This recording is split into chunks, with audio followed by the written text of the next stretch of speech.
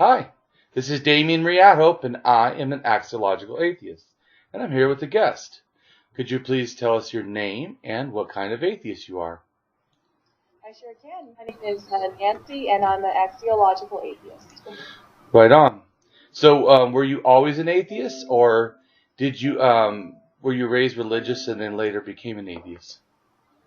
I always knew that I didn't feel like how that perspective that everybody was seeing religious-wise, it never felt right to me. I went to a Baptist church growing up because I had no choice, and my mother forced me to. And I always try to question things like, hey, this doesn't make sense. If there's this and this, then how could this be? And instead of getting answers, I was always discouraged from asking any type of question whatsoever. And it even got to the point to where my mother forced me to get baptized. And even when they asked me, have you accepted Jesus Christ into your heart? In the middle of this, I'm like, no, I haven't. I don't believe in this. The pastor thought it was funny, laughed, and dunked me under and baptized me. And, since I was a child, she doesn't know what she's talking about. So, obviously, it wasn't my choice. But I never felt that way. I never believed in it. It never made any sense to me. But I knew my family well enough, my friends well enough, to not say anything until I was already out my own and away from all that. So instead of getting all this discouragement and all this, all these issues with my family, I could, finally come out as an adult and not, have nearly as many issues and problems, rather than doing it in person. So, how did that feel to have to hide yourself? That's what you literally had to do, correct? Yes, I did. In fact, I even went so far as to this book that I had in high school.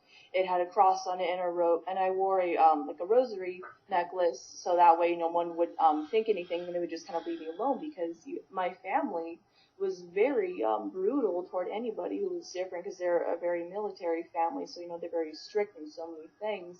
But to have to hide, I knew better. I knew there was no choice. If I didn't hide, I knew I wouldn't have any friends. I knew I wouldn't have anyone or anything. Or it's kind of scary, because you always worry about, if you tell somebody you're an atheist, you worry about how are they going to react. Are they going to be okay with it, or are they going to be one of the many people who fly off the handle and then accuse and do all these terrible things, Yeah, it's pretty sad that it has to be. I know my experience, I didn't mean to tell my family. They're are very religious too. But my mom called on the phone, and she said she would always do this though, but she would say, "Let me pray for you," and I go, "That's okay." That's all I said. All I said was, "That's okay."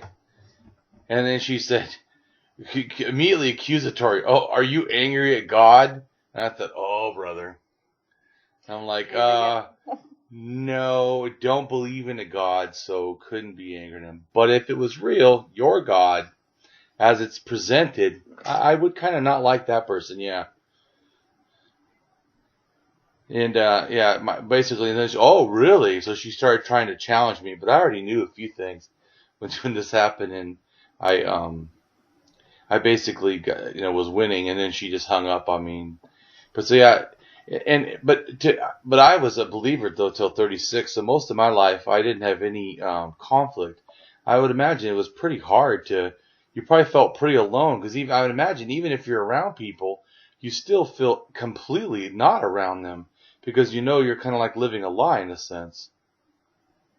And you really are. You have people inviting you constantly to church, and because I didn't want to lose friends, you go with them, and then you sing, and you do what everybody else does, because I already don't have too many people in my life, and at that time I didn't want to lose anybody else. So it's like, you just don't want to lose people, so you do what you have to, even if it means just putting on a face to make everybody else happy. But when I told my mother, she just like, okay, and just like kind of shrugged it off, like, oh, like whatever, you don't know what you're talking about, type of thing. So I was happy at least she wasn't mad. So there was that. But when I told my dad, he's like, oh, whatever, you don't know what you're talking about. And he actually called my grandmother, his mother, and I got the lecture for 2 hours of just how I'm wrong and everybody has a moral compass. And this actually happened like maybe a couple months ago, because my dad had come down here to visit, and I finally came clean to him. And I'm 23 now, so it's been a long time coming. And instead of I was expecting, I actually thought, because they're pretty open-minded people, that would be okay. But when they found out, they like freaked out really bad. And I found out that my grandmother is agnostic, so I was really surprised at her very strong reaction. But I have not really talked to her since, because she just won't let it be. Every time I talk to her now, it's all about that. And so she's agnostic. What do you mean by that exactly? Because I know that to me, you're still an atheist or you're a theist. Someone's an agnostic. To me, that statement that I don't know.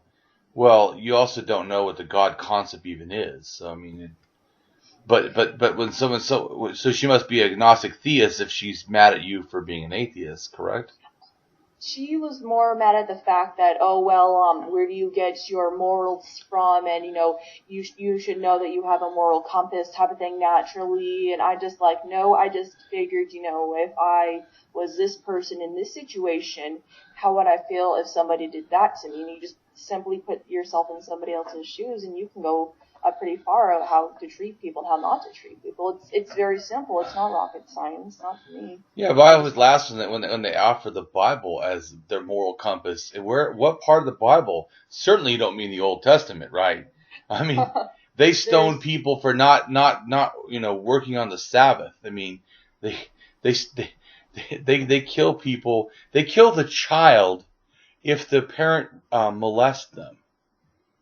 Because it said, there's a verse that says if the mother and the son or the father and the daughter have sexual relations, you kill both of them. So if you get molested, you get killed. And you think this is a moral book?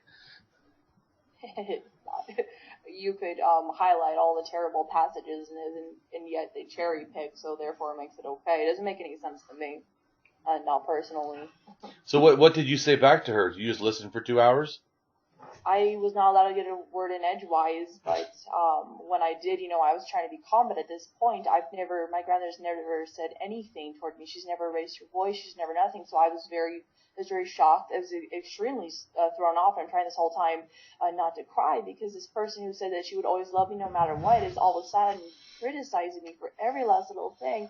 And I'm like, well, I certainly must be doing better than a lot of the other theists, because I'm not nearly as judgmental as what you were doing to me right now. And she didn't say anything, because I don't care if I believe with what you believe or do not. I'm not going to do that to you. I'm not going to give you a 2-hour lecture that just breaks your heart. And it did. And after that, my dad, because I'm here in Texas. My dad is in California, because I'm from California. He's here visiting. I couldn't be in this house with him. And so I had to leave. I left for in a couple hours, and I went to a park. It was in the evening, and I just called one of my old friends from California. I just cried. I cried for probably about a good half an hour, because it's just so heartbreaking that someone, you assume that they're going to love you unconditionally because they say it, and one little thing that you say that doesn't change who you are. And that's it. And now because of it, I probably can't talk to her anymore, because she won't let me, because it's always going to be about that, and I don't want to talk about that. Not to her, because it's not a talk, it's more of a me listen lecture. Yeah, I know, that's pretty sad. My mom, I think, would have been happier if I had told her I was gay, because I could still be gay and believe in God. But an atheist, to her, it's like life is over. I'm in hell, life is over, there's no hope, it's just... But I think that it's really sad when they talk about the benefit of religion. They go, oh, well, but religion connects people. Yes, maybe it does connect some people who are in the in group, but religion also is very excellent about hating people on the out group. And excluding. Definitely. Totally. Definitely excluding. I know, in fact, at the church that I was forced to go to as a kid, this one time I didn't attend because it was doing a project for school, and I go back the next Sunday because I was made to, and I could hear people coughing in the word slut and whore, as to say that because I wasn't at church, I obviously meant that I was out sleeping around with whoever, and I was 12. I'm like, what?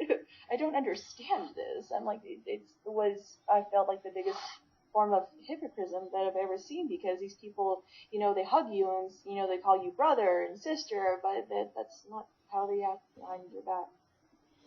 Yeah, as long as you do everything that we expect you to do, we'll go ahead and accept you. But it's unconditional, don't forget that. It's unconditional. It's unconditional, but please read this list of exemptions for our unconditional. Because somehow it's able to reject all this, but still stay unconditional, which doesn't make any logical sense at all. And then take part of that chunk, and those are the ones we're going to ignore, actually. Yeah. I can promise every single one of them we're probably wearing a fabric of clothing that contain more than one material. I can promise you that. Well, and the fact that they feel such a desire to go in and actively hate others, like the LGBT movement, the fact that so many fundamentalists are just so extreme about it, and it's just ridiculous. Because, I mean, they act like it's the worst sin in the Bible, but if you read the Bible, the worst sin in the Bible is actually blaspheming the Holy Spirit. But I've told Christians to their face that I blaspheme the Holy Spirit, and they just go, oh, that doesn't really, it's like nothing. So what your book says is the worst sin, you guys act as nothing, and one arbitrary thing you pick out of there, is the worst, you feel like you can champion to the end of time. Well, they're raised from basically birth to try to believe, or not to even try, but being told what to believe. And they have a lot of churches out here in this part of Texas. This is a Bible Belt, and in this one in particular, I noticed they have these classrooms, and it's just all about Jesus and God, and just and then it's a really small classroom. You can tell it's for kids who must be at least 4 or 5, and if that's all you are told from basically the day you're born, that you are like the chosen people, and you're gonna help save others, that's being put onto you that, oh, hey, look, I'm a hero, I'm going to help everybody, what I'm saying must be right. So they go about with that level of attitude and pompousness of, I'm higher than you, and that's not what the book that they read is supposed to be teaching them, and they don't follow that. Yeah, well, I think that's why it's a real problem, is they're told what love is, but to them, love is fear and hate, or condominance, or authority, which none of those things to me equal what I would call love. Love is compassion and understanding, and it's tenderness. It certainly is not all the crap that they come up with. It's definitely not. And, for them to say that they love people unconditionally, you hear a couple words and then you snap and turn. It's like, okay, what did I miss? Yeah, so, was it hard for you? You said you had religious friends. So did you ever have any atheist friends, or that you knew of? Or I actually very only recently made my first atheist friend, and she's actually a coworker of mine, and we worked together. And I found out that she was an atheist because she wasn't as afraid to voice her opinion as I kind of am, because I've had a lot of backlash out here being in the Bible Belt, of course. And I pulled her aside one day, and I'm like, Are you an atheist? And she said yes, and I almost cried and I hugged her. I was like, it's like I'm finally for once in my life not alone at all. And it was very overwhelming to me, and none of our other coworkers could understand it at all. I'm sure they probably thought we were crazy, but to finally have somebody who could actually fully understand where I was coming from, it felt great. And ever since then, I have felt like I have less reason to hide, because, like, why should I be afraid or embarrassed of who I am and for what I don't believe? Why should I be afraid of that? I shouldn't. And, ever since meeting her, that has helped me a lot. Well, yeah, we shouldn't, of course, be afraid to be who we are in general. But I think religion and society, are prone towards making us feel bad for being who we are. I mean, just look at the like, I have a woman who was supposed to have been interviewed yesterday. She said she couldn't do it, and maybe because she's nervous. She wanted me to call her not her real name, so I'm going to call her Mrs. X. But because she's half African American, and she's an atheist, pansexual, and she's genderqueer, and so she's not following her gender, not following religion, not following the sexuality thing, and I know she doesn't want her family to know, and I think it's really sad. And she's like probably 20 something. I don't know. I don't remember how I don't pay attention to that, but it's something like that. She's not about your age probably. And the fact that they're still that afraid to be who they are openly is still, sad to me. So it's hard because without a doubt, because you hear it all the time, you hear it all over the place, and you see it. Without a doubt that when you tell your friends and your family that you are an atheist, you know that there's going to be backlash, and you know that there are going to be people leaving you. There are people who will be leaving you all over the place. I have actually quite a good chunk of my family won't even talk to me, won't even look in my direction, nothing. I just simply went from being someone who they quote-unquote cared about to nothing at all. Yeah, that's sad. Religion has it down, though. They have an actual method of shunning, an actual, almost a doctrine of shunning to, like you said, forget about people, which, goes against the supposed, the benefit of religion is connecting people. Yeah, it's also one of the most terrible ways of segregating them. But to me, I think people don't get when they say that. You're promoting what? Tribalism? So tribalism is good because it loves the people in the tribe, and that what we should somehow make tribalism global. I mean, that I see it more as tribalism as the problem. We need to end, not something you should keep going. Definitely, I completely agree with that. So others, one simple different way of thinking is just not right. Yeah. So you said that you recently got a friend in real life that's an atheist. How has it been online? Obviously we're friends online.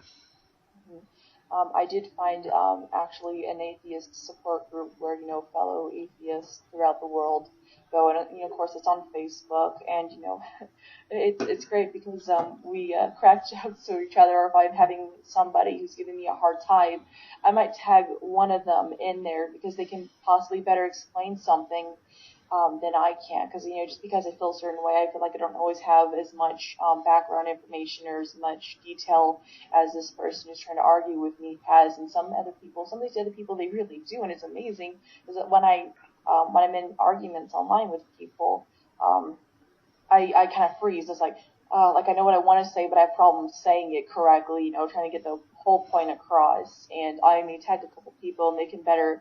Not to attack anyone, they can just better explain, hey, this is what she's trying to say. They can explain a little bit better than I can. So I think that helps. It helps too, knowing that there are people there. It really does. I think I'm on, what is it, I think it's like Atheist Republic or something like that. Well, that's cool. So you're in just one group or several groups?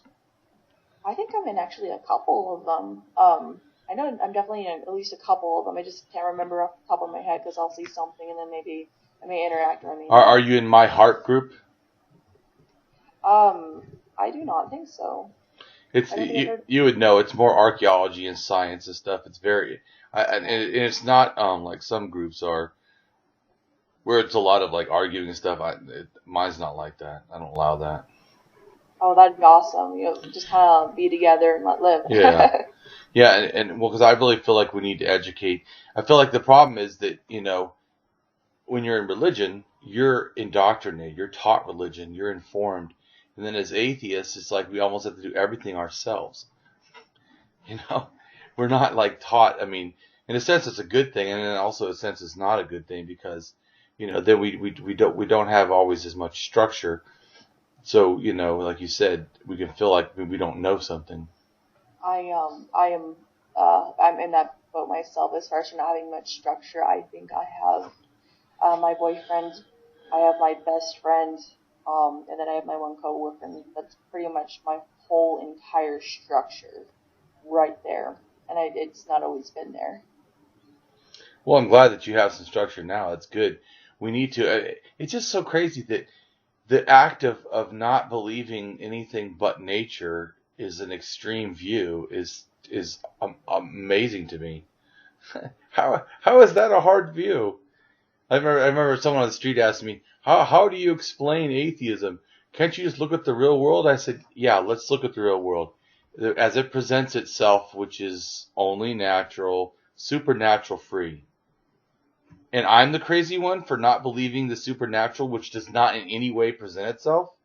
Or not hearing the voices in your head. Yeah, it's like, come on. Get real.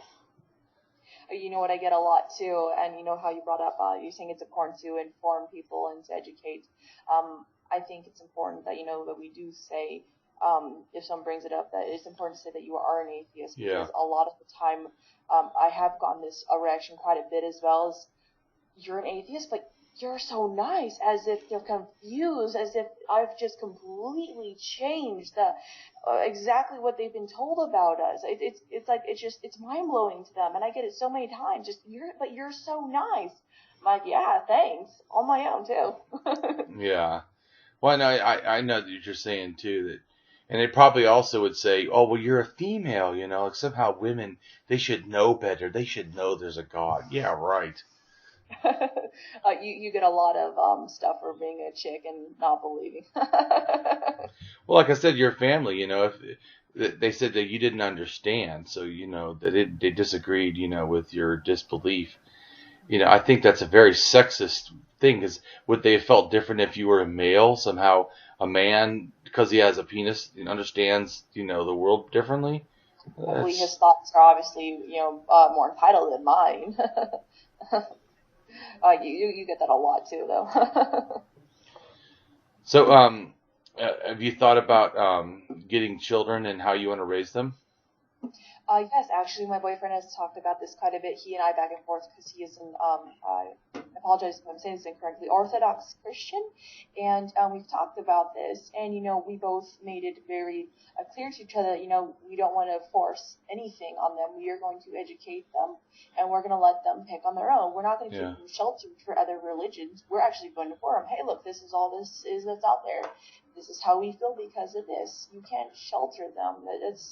That's terrible, keeping them uninformed so you can make them think what you think. No, I'm going to educate them on everything, so they can make their own personal, conscious decision on how they feel about things, what they choose to believe, or rather their lack of.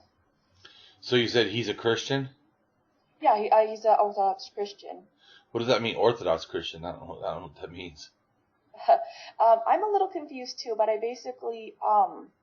I've never heard of that. I've seen, I think they're a little bit more relaxed as comparison to just the regular Christianity. I kind of like how they have Lutherans, kind of like how they have like different little branches. I think it's just another one of those little branches, and this one's just a little bit more relaxed. I know this because, at least from what I've seen on him, he's very much more open-minded. I can completely be honest about him, about any portion of my atheism that I talk about. I point out portions that I have issues with the Bible. I point out this and that, and he actually takes a look at it, and he considers it, and he actually agrees, and he I think he's starting to question, just because, and it's not like I'm forcing anything, just like, hey, look at this. This to me doesn't make sense, and because he's starting to question more, and I feel like he's starting to I think he understands a lot more of my perspective because of that. Yeah, well, that's good. I think that it's important to have an open dialogue. I mean, I was talking I did an interview earlier this morning, and he was using the word freethinker and secular, and I said, yeah, I think to me, everybody starts a freethinker. That's how you leave religion. Because I think you can be a freethinker and be a religious person. But if you stay a freethinker, you probably won't stay a religious person. Because generally, if you're willing to have free thinking, then the conclusion will easily be drawn that religion doesn't make sense.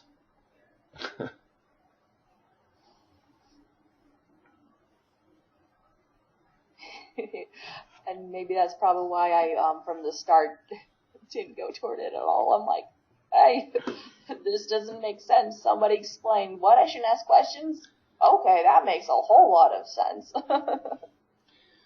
So do you think that there'll be a time when your family does support you more, or do you think they're just not going to? I think it is hard because there are not that many people left in my family. There's a lot of them who, most families kind of spread out, and that's kind of what mine did. I know my sister is very accepting. I think she's religious. I know she's very accepting. As far as for my mother, I think it's kind of one ear and out the other with her. So I think maybe she does it because she wants to avoid conflict. I don't know, but for now she still talks to me and I still talk to her. So, that's a good thing. But it's a little harder to tell with my grandmother and my aunts. I know the one aunt, I'm pretty sure there's nothing there for her. She's 100% devout, so nothing there. I'm already automatically targeted as, or rather, interpreted as a sinner in her eyes, so I don't think there'll be anything there. But I've actually recently come into contact with one of my cousins who I really haven't spoken to since I was 9, and because I didn't know about him, I'm like, where'd he go? He just kind of dropped off the family map, and he knows I'm an atheist, and he says he still loves me anyway. And for a family member of mine to say that to me, even though I've not talked to him or seen him since I was 9 years old, it's just another one of those things. It's like, yes, somebody in my family, they're okay with it. They may not agree with it, but they're okay with it. And he said, you know what, I love you anyways. And it's crazy to me because I had a hard time just getting my parents wouldn't say I love you to me. They would not say that because they never met expectations. So for a family member who I've never talked to or seen since I was 9, just to be like, you know what, that's okay, I love you anyway. It was just like, I was just overwhelmed because I didn't know how to respond to that. I was just like, thank you, I love you too, cousin. And it's just, I've been talking to him a lot, and it's good that, that there are some portions of the family, I think they're seeing what I've experienced, they're seeing what I'm dealing with, and because of that, they're opening up more to me and how I think, because I'm not retaliating. I won't do it. I'm not going to retaliate in a matter that's going to push people away. It's like, you know what, I believe my thing, you believe your thing. I'm still going to care for you. If you choose not to love me, if you choose not to care for me, that's on you. I will still always love you. Yeah, I personally, my mom said the same thing to me, but I challenged her on it. I said, when you say you love me anyway, you're saying it as that you've made a choice, as if somehow what I did deserved contemplation to not love me. And you're choosing to. I said, you either love me or you don't. There's no, I love you anyway, as in somehow, you could have chose to not love me. I mean, to me, it's like if I said, well, you're a woman, but I love you anyway. It's actually, to me, not a compliment. It's actually a negative, saying that I think you're not good, but I'm going to go ahead. For me personally, you could see it differently, but I'm saying for me, I challenged my mom. I said, you either love me or you don't. I've done nothing to deserve to be treated badly. The only thing different is I changed my belief system because I looked at the evidence. And she hung up on me. Didn't talk to me for about 2 months. But she came again. She goes, I just love you. And I go, well, that's good. I just love you. I don't tell people that if they're a Christian, well, I love you anyways. I'd say I love you because you're a person. I mean, I don't have to say, oh, you're a female, so I'll love you anyways. I love you. You're a person, of course. I'm just saying for me. But I challenged her on it. So, and at first we had a really hard start. But I was very firm with how I said, that I've done nothing to deserve anything to be treated badly. And I don't treat you badly. So eventually we've kind of worked out a little bit, but it's still strange. My whole family is uber religious. I mean, religious in the fact that they're pastors, assistant pastors. They're not like just churchgoers. I mean, they are active in religion. But I still feel that I'm active in atheism. Do I have to? Do I say, oh well, I love you anyways, even though you're a Christian? I just love my mom because she's my mom. That's awesome that you do that, even though she has that attitude toward you. I know it's something like that's just not easy. No, it's not easy. So that's why I was saying that I can see where you feel good, but I'm just saying that I also feel like that's kind of a might be more demeanor than yeah, because I mean, but cousins certainly, but it's your own parents. I mean, just because it's like if you said, oh, I now like a sports team, and they're like, oh well, I love you anyways. You'd be like going, really? You would. or what if you said I like Justin Bieber, and they said, well, I love you anyway. Yeah, think for me, because a good chunk of my family has been so cold toward me. Oh, yeah. Just even in general, before they even found that out, I think to me it was just, in my case, you know what, I'll take it. To me, it's better than nothing. Yeah, but I'm just saying, it's just sad that you have to accept like a half handout. It does kind of feel like that sometimes. But I mean, I'm glad that there's still someone did it. It's really sad though that that's even an issue. Like the families. That's why I said is it when they say it connects people, it's like, yeah, tell me one thing that almost can separate people as good as religion. I mean, you could hate your own family. What? I do not believe it connects at all. I do not. It does not connect. It does the exact opposite of that. And to them to convince themselves that it does all these great things and that it connects people. There's a handful of bad things that come out of it as a result, or that have happened as a result of it too, regardless of your flavor of religion. Yeah. So did you tell your boyfriend you're doing this video? I did. I think he might be around here somewhere. I think so. I'm not really sure. I know he left to give one of my friends a ride to work. So what does he think about it?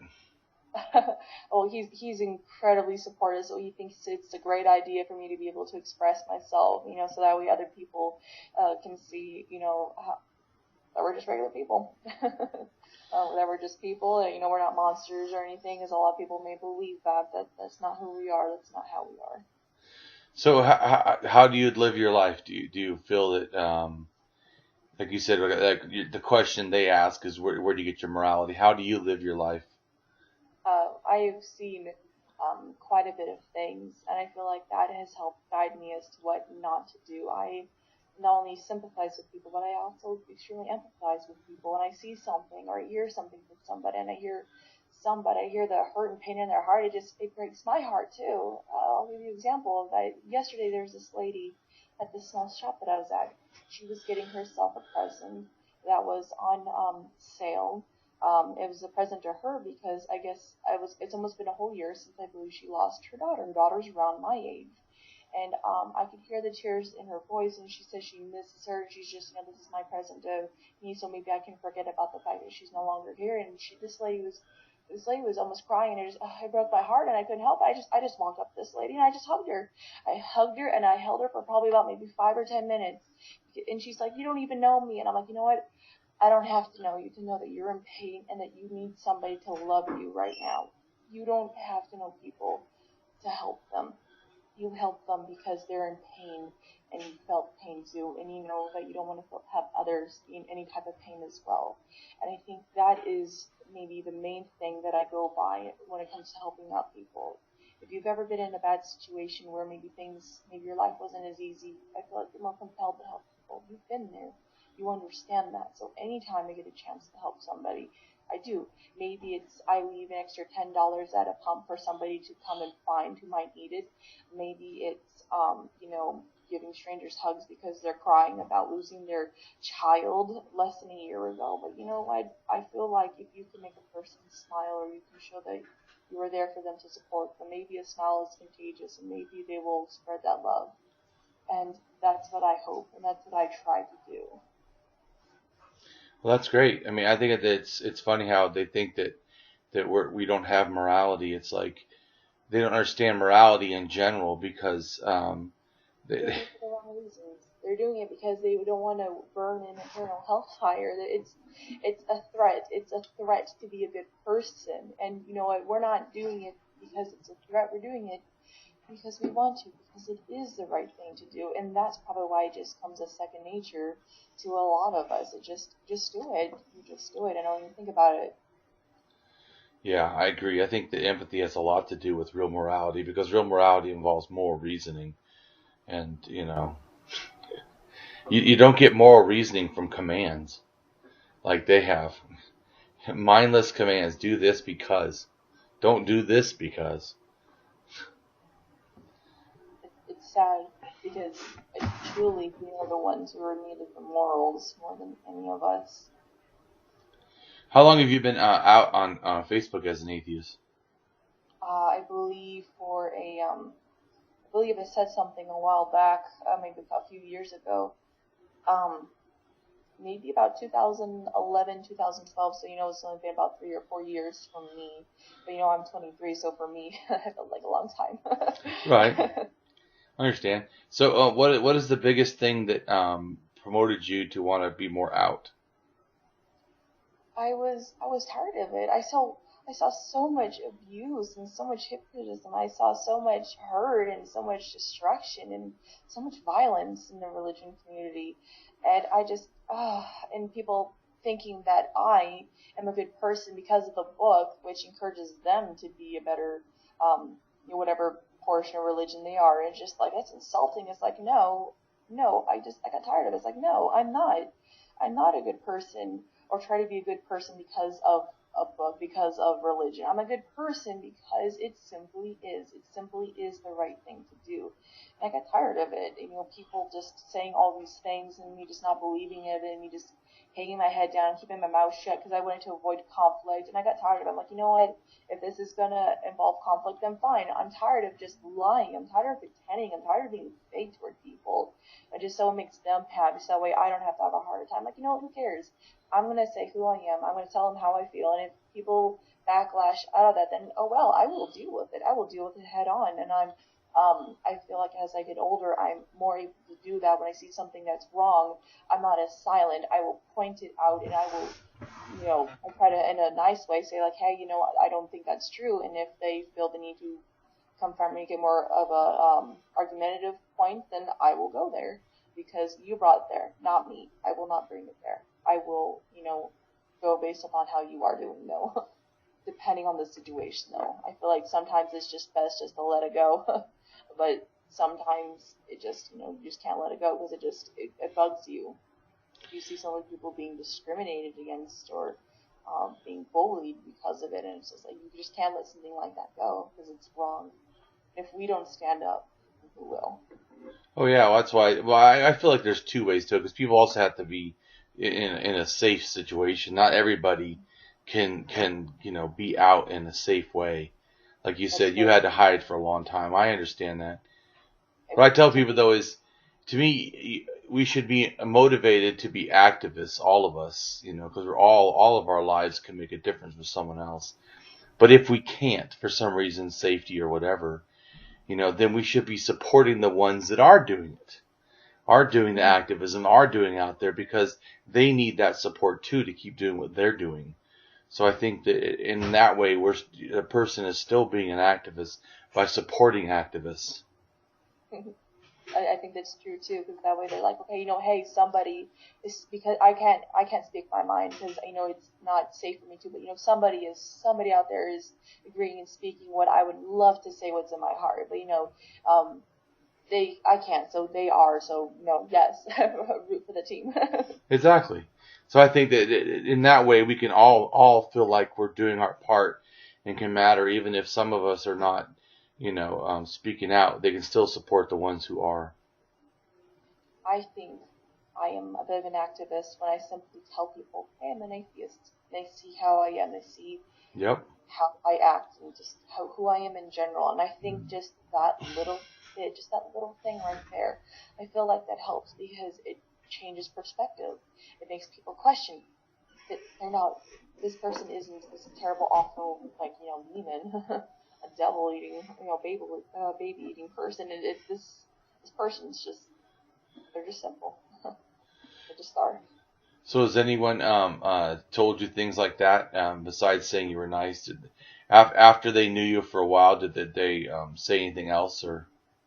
Well, I've had people. I had this one guy from where I worked at.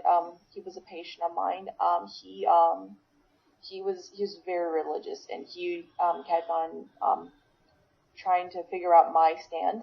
Because you could tell he was looking for a confrontation. I could tell he was. And I was doing my best to dance around this little game and avoid it as much as possible because I didn't feel it, because I didn't feel up to it, because I felt like if I were to say something at that point, because I've been holding in, I was afraid of, just exploding. Because, when you talk about this, you try your best to keep a cool, level head, and it's not always easy. But he finally got at me. I'm like, you know what, sir? No, I don't believe that because he finally asked me, so what are you? What are you? And he wouldn't leave it alone. While I was on the clock, by the way. And I'm like, you know what? I'm an atheist. I just the worst reaction. Oh my God! Do you know that you are worse than murderers and rapists and all the people in jail and just bashing on me and all this and just exploding on me? And I just quietly had said, I'm an atheist. And you know what? And this is probably what hurts me too. My obstacle manager, who was right there, and my coworkers who were right there, they didn't say a word. Not a single thing. Because even though they like me, even though they may understand me, somewhere in the back of their mind, and I know they do, they agree with them. And you can tell because if they did not, if they had any remorse or they had had anything for me on my side, they would have stopped that guy. They would have said, you know what? No, she's not. She's an okay person. Yeah, sure, maybe she might be forgetful, she might be a little clumsy, but hey, you know what? She's still a good person. And they would have stood up for me, people who I've known for like probably about a year at that time. Nothing. Silence. Dead silence. And when I told them about that, I'm like, hey, who had my back here? What happened? Oh, sorry.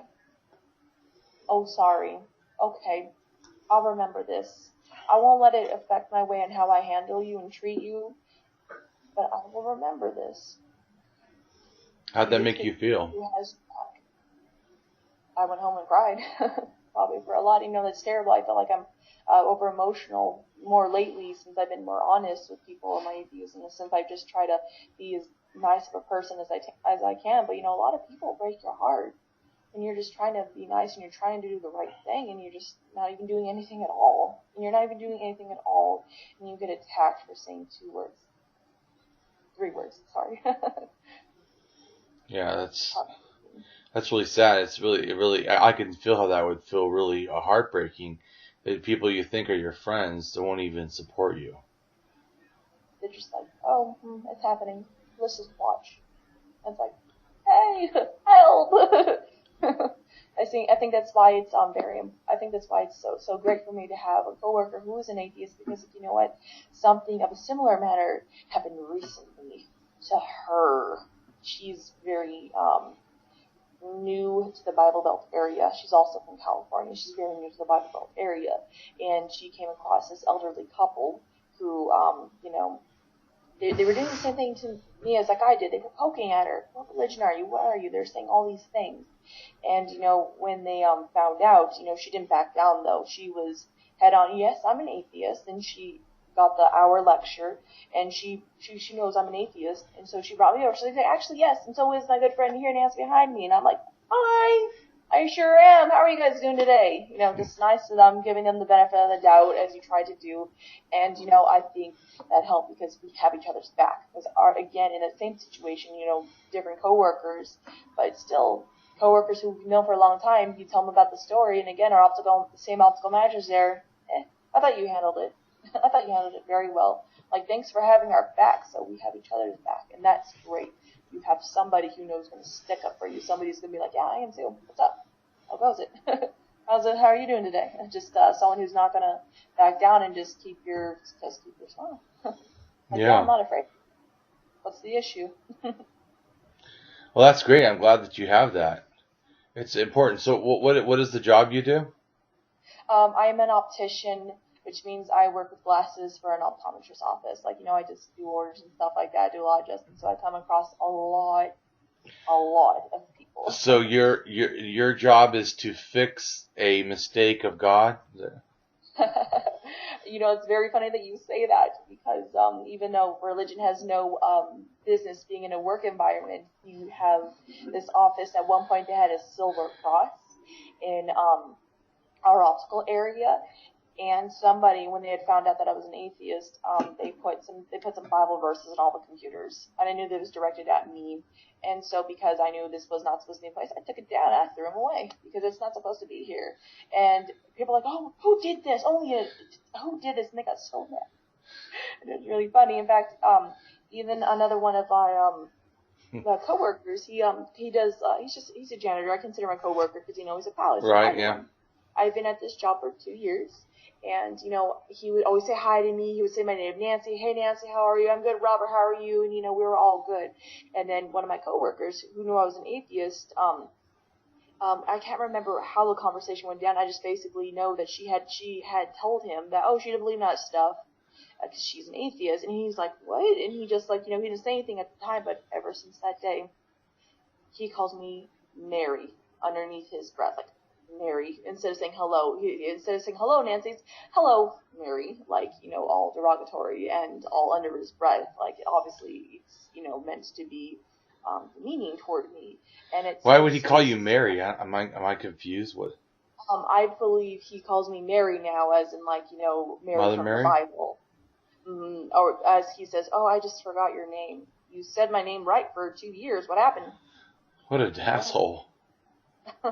That's okay. I did pull that coworker aside, and I told her, hey, I know you just, you didn't know anything by it because, she's a religious coworker, and I know you didn't know this, I know you didn't understand this, but I don't always tell people that I'm an atheist because sometimes I feel like they're going to retaliate in such a matter like this guy did, and I would lose a friendship, and that's what has happened, because ever since you told him that, he doesn't talk to me anymore, and obviously, he calls me Mary underneath his breath, and, he's just not as nice to me anymore. And I'm going to have to warn you, my battery's almost dying on my phone. Okay. Well, that's fine. We can end it now. I mean, do you have any other things you wanted to say or any questions for me? Let's see. What do you think is the most rewarding part about being an atheist? I would say probably I'm an axiological atheist, so understanding value and to care for people. I would say it's given me back the earth. It's given me back the world. It's given me back humanity. Before, when I was a believer, I basically had a God world or an other world. Hello?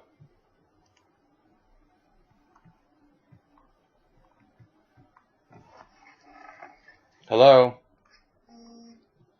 We lost you.